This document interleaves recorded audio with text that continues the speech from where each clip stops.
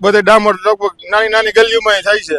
એનું કારણ એ કે ચૂંટણી આવે, બાકી તમે જાઓ જે કરો એ ચૂંટણી વહી ગયા પછી કોઈ તમને પૂછશે નહીં. હા તો પૂરેપૂરું જોખમી જ કહેવાય ને ભાઈ.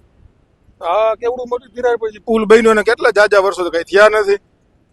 આ ક્યારેક નીચે પડે તો કેટલા માણસોને જાનહાનિ થાય. હા અહીંયા વાહનો તમે જવો તો કેટલા વાહનો નીકળે મોટા મોટા. ક્યારેક આ દુર્ઘટના ઘટે તો જવાબદાર વ્યક્તિ કોણ? એટલે તંત્રને કાંઈ પડી નથી અને એની રીતે કરપ્શનમાં નવરા નથી. અમારી માંગ કરપ્શન બંધ કરો ને કામ સારું કરો, બીજું કાંઈ નથી. ખીચામાં ઓછા નાખે અને આમાં વાપરે. બીજા દેશમાં જવો ને આપણા અહીંયા ભારતમાં જવો કેટલો ફરક છે એ જોયું કોઈ?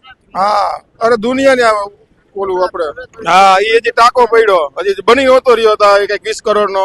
હજી તો પૂરું ઉદઘાટન પાણી નહોતું ભરાણું. હજી 90 લીટર કઈક 90 લાખ તો પાણી બાકી હતું. ત્યાં તો પડી ગયો ટાંકો. લ્યો શું કરી લેવું? આ બધું પૂરો ભ્રષ્ટાચાર હાલે. ખાલી વાતું કરે. કામ થાય છે પણ એ બધાય ખોટા કામ, 50% ઉપરના એવું હે બધું. એટલે આમાં કઈ આંતરી બેરી સરકાર લાગે. અમને તો કઈ આમાં દેશ પડતી નથી. હું હાલે હું નહીં.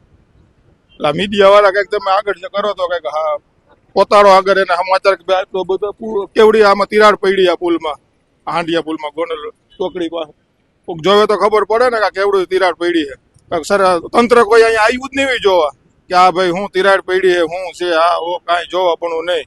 પડી જાય તો પછી બધાને દે 2 લાખ ને 3 લાખ મરી જાય અને વાત પૂરી.